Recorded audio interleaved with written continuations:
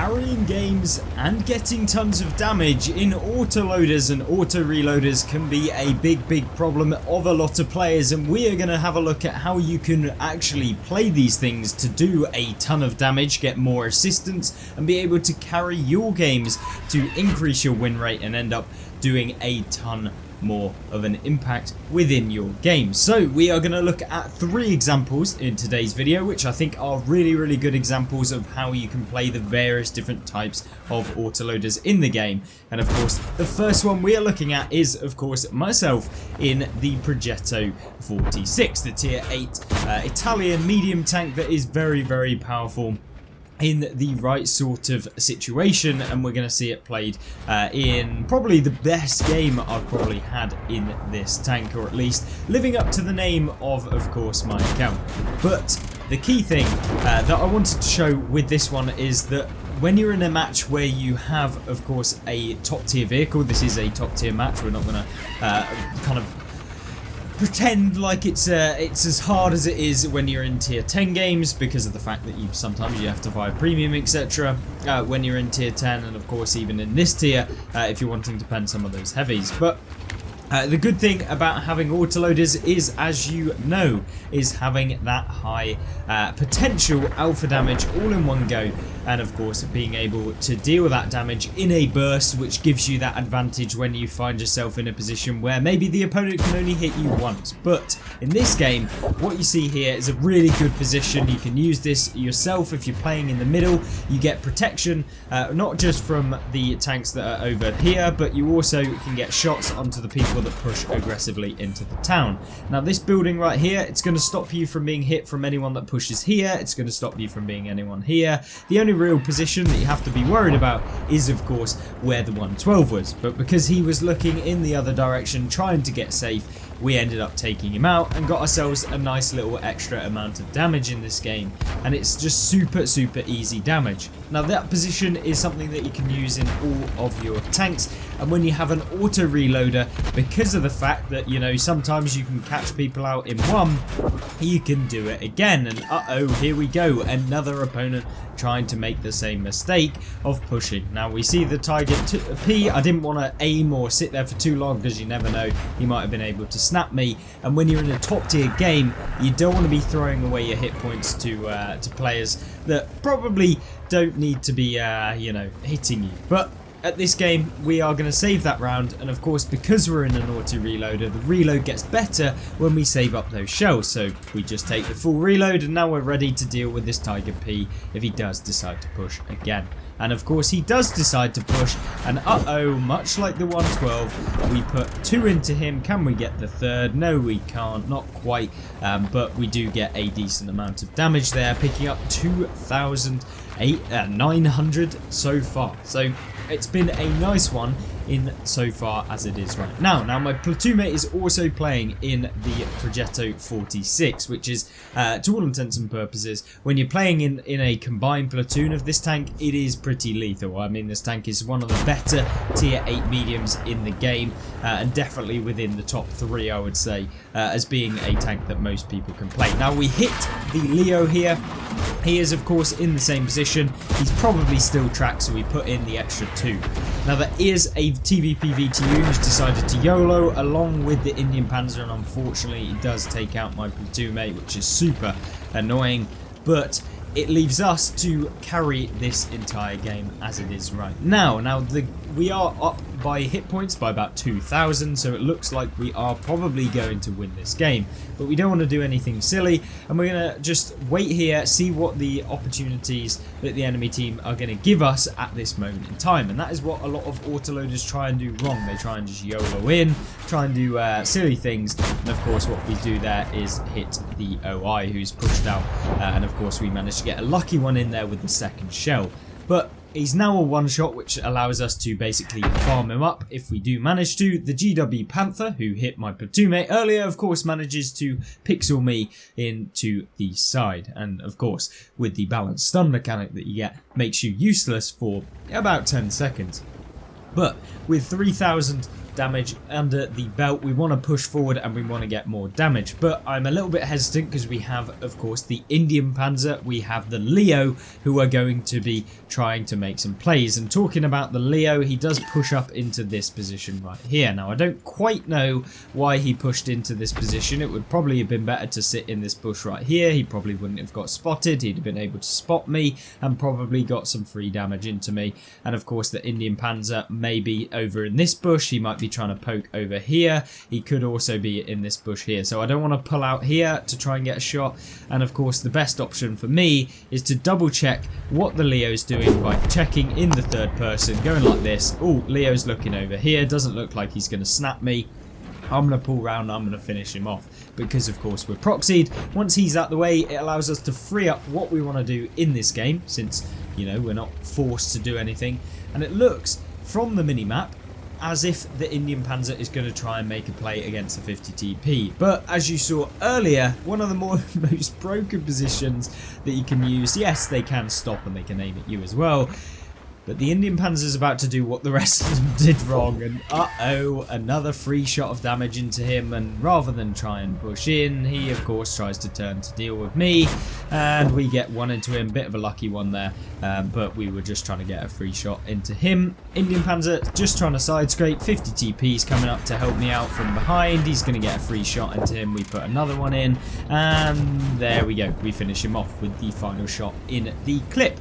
But since it's an auto reloader, what are we about to do now? Well, we are going to take the full reload, or at least we are going to take the full reload when we're pushing towards the opponent. And this is what a lot of people don't do. They don't realise that you can reload when you're moving, and this is one of the biggest things that is going to do you a whole world of good when you do play your auto reloaders or your autoloaders, because of the fact that you can just come in, you can swoop in, and you can reposition so that when you are actually ready to fire, you're not then having to seek out the damage, and in fact you can find the damage within the game as you go, and of course reload at that point. Now, I'm not saying you should YOLO into opponents without any rounds, but you know, sometimes you can actually go, and there we go. We went after the artillery to try and finish him off because we are on 7 kills in this game, and I was trying to get as many Radley Walters medals as we possibly can, since the name is a pun on a Radley Walters. I apologise, it's horrible, but either way, we've done 4,900 damage in this game, and we've also been able to get 750 assists, or 740 assists. But regardless, I am after that 8th kill of the game, and of course there is a Dickomaxes and Nashorn, and both of them are most likely going to be sat in the bush. Now, rather than just trying to go across an open field, I mean, to all intents and purposes, the Nashorn is probably not going to be able to finish me off, even if I did get caught out in an open field, but you never know, maybe he's sat in a bush.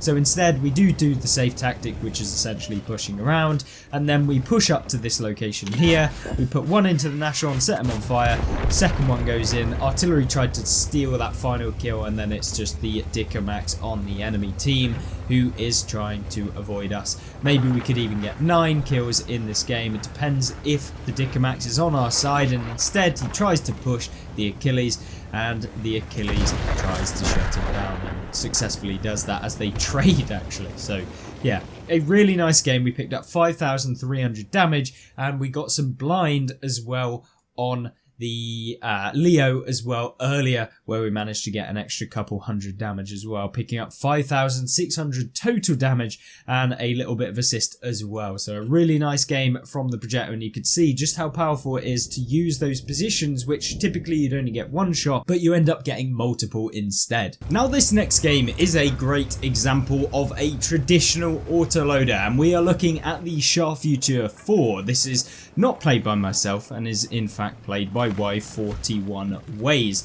and so we're going to see exactly how this tank can be played to the utmost ability. This is a very powerful tier 9 medium tank that has a super nice autoloader that has the capability of dealing upwards of nearly 1,600 damage, and in fact 1,540 if you pen every single one of the rounds. But it does have a lot longer of an intricate reload than your traditional tank like you saw earlier, and something like, for example, a TVP. Now, that doesn't necessarily mean the worst, it just means that you can dish out a ton of damage.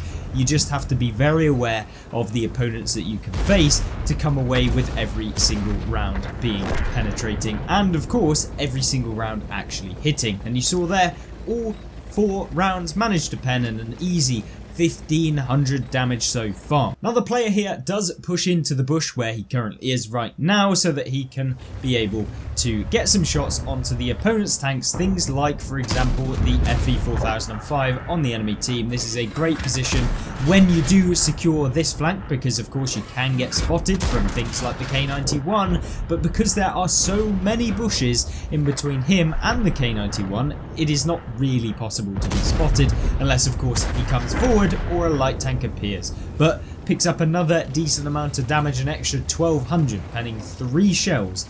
And this is all about placement and positioning, which is what a typical autoloader is all about. And like you saw in the previous game, if you're there for the damage, autoloaders almost work for you, because that is what they're all about. They're all about bursting out that damage in a really short period of time. Now in this game, what you can see is your typical Westfield. The enemy team have won the hill area on the northwestern side of the map, which is a typical thing when most of your team decide to go this position right here. Now as he pushes up, he manages to spot the FE215B, which not only gives him damage and potential for damage, but it also gives him a little bit of spotting as well. But another decent amount of damage done. He's getting annoyed with the fact that he actually reloaded just as a Charfuture did get spotted, so yeah, a little bit triggered. Maybe he's even getting some lag, but yeah, I would be annoyed too if I managed to deal nearly 4k damage this quickly into a game, and all he has to do now is manage to find some more targets to farm up. Now this position right here is your typical position. He pushes down the tree, allows him to go over here, and oh my word, what is he doing there? It's a UDES 1516. The guy wakes up.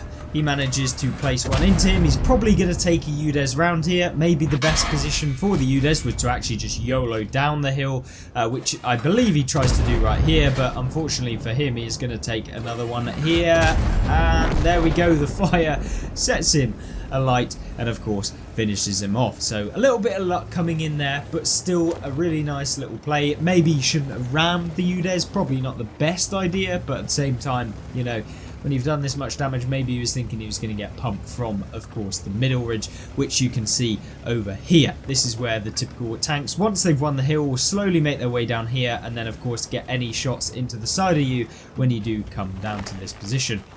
And he knocks down the tree here. It doesn't fulfill any purpose, so don't worry about that.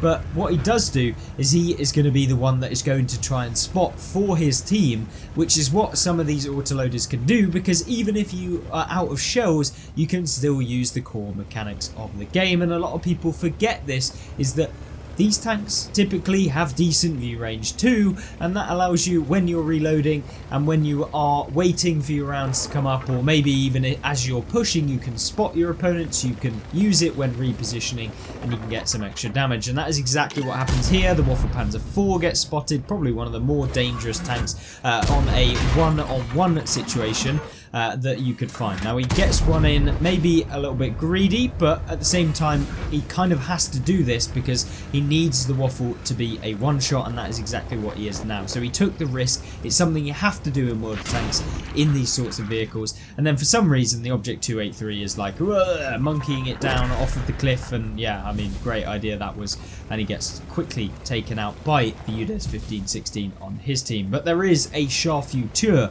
still in their base who is sitting in the bushes. And of course we've seen how powerful the Charfuture can be when it can pen all of its shells, so he doesn't want to get caught out by one of them. But what he does want to do is continue to spot the enemy team, because without some aggressive pushes in an autoloader, you will find yourself sitting and only dealing, you know, a couple shots of damage, which is not ideal for the most part, and you'll probably be feeling like, maybe I could have done just slightly better. Now he tries to wake up the Type 5 here, but the Type 5 is continuously still sat in the same position. He's trying to go for the shoulders of the Type 5, which he does successfully, and of course it's just continuing to wait for it. Can he get another one? Yes, he can. And a nice little 7,800 damage done to the enemy team, as well as picking up 2,300 damage as well. So he's nearly at the 10k combined mark, which is a fantastic result in whatever tank you're playing, whether you're playing a light tank, whether you're playing a medium or a heavy, whatever it is, it's an amazing result, and especially in a tier 9. But there's still quite a bit of damage left on the enemy team, and there is one tank in particular that's left on quite a lot of hit points, and that is the Tortoise. So when you're in this sort of spot, when you've done so much damage, you really want to find the enemy tanks, and he goes for a speculative shot, of course manages to actually hit the cupola of the Tortoise, which is, I mean, lucky, but at the same time a good shot going into him. And now can he find the side of him? He can, but he doesn't manage to get it. And now it's, can he get the cupola? Oh, he does, but it doesn't pen, and oh, it's not looking all too good. Maybe he was trying to get some extra damage. But he does place another one in there, 417 damage done. But he's got to take the full reload now, and hopefully he can find out where this Waffle Panzer IV is. Maybe, just maybe, get some extra damage on the Tortoise. So, as usual, in an autoloader, like we said in the first game in the Progetto, it's all about moving to the point where you can reload and you can deal damage again. Now he is a one-shot potentially for the Waffle Panzer IV, depending on what gun he's got, and even if he isn't having the 15cm that the Waffle Panzer IV can get, it can still be a bit of a nightmare, because if he's loading HE, which the Scharffutur doesn't like whatsoever, he might be able to finish him off. But he does go over the top. Tortoise is looking the wrong way, gets another shot of damage. Can he finish off the Waffle Panzer IV for the final kill of the game? Yes, he can, and there you go. 3 enemies taken out in this game, but a massive, massive impact in the Scharffutur, which is what autoloaders can do. And hopefully this game has shown you what a traditional autoloader can show, but there's one more that is super important and we haven't covered yet. And the type of tank that is in question is, of course, the 2-shot autoloaders, that, as I like to call them, the double pumpers. And you're seeing here the Somua is moving into the middle, and he finds out that a Czechoslovakian heavy tank with a 2-pump autoloader with the capability of dealing over 1,000 damage in one clip is pretty lethal, and he loses over half of his hit points to, of course, the VZ55. And I'm not just talking about the VZ55 here, because there are other double-barreled tanks in the game. This one is just a very powerful one that's capable of dealing a ton of damage, and we are going to see a ton of damage in this replay. But it also shows you the types of different autoloaders, because I could just say one type, but there are loads, and it is not necessarily all applicable to the same ones. Now what he does here is, of course, comes into the early game spot to get a bit of free damage on opponents crossing into the middle, which is exactly what he does. A nice little 1,100 so far, but he is going to have to carry in this game because he is one of 3 tier 10s on each team. So he does have to live up to his expectation of being that tier 10. The Object 283 does poke the middle. He is, of course, trying to do what the VZ was doing. Exposes his side armour. Not particularly the best idea he could have done, but goes for the speculative shot on the Charioteer. There's no point in holding on to that one shell anyway, so he does go for it either way. Could have hit, could have missed. It missed, doesn't matter all too much. And this is what a lot of people always think about in their games, is that they don't fire because, oh, you're in an autoloader, you shouldn't fire when, you know, it could maybe not hit. But when you're on the last round of the clip, you should probably fire, because otherwise you're just going to be sat with your clip for the entire time. There are a few exceptions to this, because of the fact that sometimes you'll have to realise that the enemy tanks are going to push you as soon as you fire. So often, if you keep that shell, you can at least deter opponents from just YOLOing you when you are reloading. But something like a VZ, which doesn't actually have the intra-clip reload, and it doesn't have the super long reload, it's a lot harder to YOLO a tank like this, because you're not waiting 40 seconds to reload. You're waiting, what, like 25 seconds, something in that region, and maybe not even that long. But either way, VZ decides to take his action in this game, and this is the first push that he makes, which is a decent one considering that the enemy team are pushing over to the right, and he needs to do something in this game. It is not looking all too good. He goes for the gorilla, ends up not hitting him, could have even hit the 283 there, but doesn't manage to hit him either. And oh my lord, he is down by 4,000, make that 5,000 hit points in this game. So it's going horrendously, and oh, for damn it, there's a T-103 who's just cropped up in the middle. So, but luckily the tank isn't particularly amazing. I mean, he can basically pump him, but at the same time he's now left on a one-shot, and when tanks like this have to deal with a lot of one-shot vehicles, you can find yourself getting quite easily outdone, because you're trying to focus on getting the damage to help your team out, but you're also trying to get the damage and actually take out the tanks so that they can't just hit you. Now he takes out the artillery piece. That is going to remove the RNG casino from the game, and he doesn't want to be playing any slots today, so he manages to finish him off as well as the T-103. Now the Chrysler GF is over here. There's a Charioteer that's not been spotted for a while. There's also another undetected vehicle, and you don't know what is going to be trying to rock up from behind you with the Standard B and all of the mediums that have won the other flank. There's a Charioteer. Of course, like you saw earlier, you saw how dangerous they were, but he does manage to finish off both the 283 and of course the Chrysler there in just one kind of salvo, and now he's reloading. So instead of trying to push either way, what he does is he comes into this location, stops him from being hit from anyone over here, and it also allows him to just take that extra couple of seconds to reload, and he comes around and catches the side of the T10. Now this play right here, there are a few dangerous tanks that you have to be aware of, and that is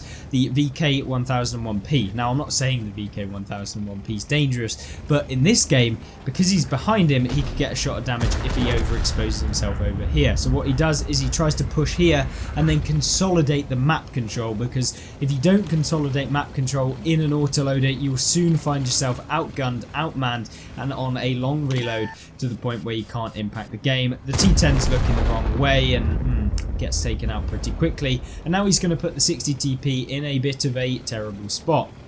Does he go around the side of him? He decides to side scrape. Can he get a shot into the back of him? Yes, he can. 60 TP bounces, and now it's just a case of waiting to reload. So hopefully he's going to be able to actually hit the 60 TP and hopefully not take another shot of damage. And you've seen how quickly he's been able to rack up a lot of damage in this game, but the game is by no means over. The enemy team are up by 3,000 hit points. His Malshans are one shot. You're seeing that the Griller is basically a one shot. The Leopard PTA is on full, and that is about it. But manages to catch the STB, and because of how quick these double pumpers reload, he's able to put in both shells into the STB before he's able to even get away, having been tracked. And this is really, really good. The Indian Panzer hits him, but he needs to make the pressure play against the VKP, so he does exactly that. Can he catch him in the track? He does manage to, which is a crazy shot there. But instead of keeping that shell, this is the situation where you don't want to do that. He takes the reload instantly so that he has that pack-a-punch power, whereby he can deal 1,000 damage to the VKP if he pushes, and then maybe his teammate in the Leopard PTA can deal one shot of him damage to him and then be able to finish him off. Now, if you're looking at the minimap, which you probably should be in World of Tanks, you'll see the Griller is actually repositioning back here. What's good about this? Well, he can get a shot into the VKP. So if the VKP pushes here, he's going to be able to be hit by the Griller, which makes him a lot more safe. And of course, you're seeing here the VKP gets spotted. Griller tries to go for him, actually misses, and of course gets hit there. So not an ideal situation, but at least the VKP's held off for now.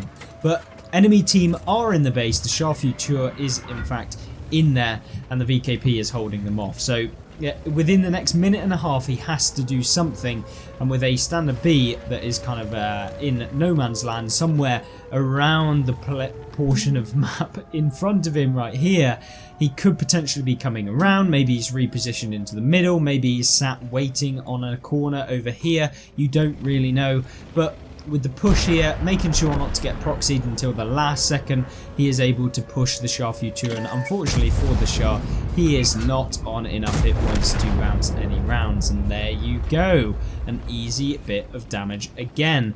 9,800 damage done. There we go, the Standard B makes his play. He decides to rock up from over here. VZ's going to try and help the Leopard PTA, who appears like he may even be AFK. Now, I have no idea if that's the case. He doesn't seem to be moving, but he's going to make the pressure towards the Standard B. The VK's in the base. He can finish off this Standard B from full health or at least the last remaining hit points. So instead of trying to make the speculative shot, he just goes for him, and this is exactly what he should be doing. The Standard B has a long intricate reload compared to the VZ. There you go. VKP is now singled out on his own, and it's just a Leopard PTA in the way. Looks like the Leopard PTA is of course AFK. VKP pushes him, does the wrong play here. If you know that a tank is AFK, you probably should be looking at the tank that is not AFK, and of course the VKP is looking at the Leopard PTA. But he does actually decide to make the decent play, which is to go for the VZ, which is exactly what he should be doing there. But unfortunately, he's not able to actually hit the VKP here with that second shell, which makes this a whole lot more difficult. But what he does is he gets into this spot, he reverse side scrapes since he's not going to be able to turn around the entire way. VKP's looking at him. I mean, it is what it is. He is aiming, and there you go, secures the victory in a game where he really did have to carry quite hard, or at least make the advantages to his team by pushing and dealing that damage and come away with the win, which is hopefully what you'll be able to do and understand how autoloaders work, and of course the importance of pushing autoloaders when they do make those pressure plays. And if you have been enjoying these videos, please do think about liking, and of course if you do subscribe to the channel, I'll make sure that you don't ever get clipped out by an autoloader ever again.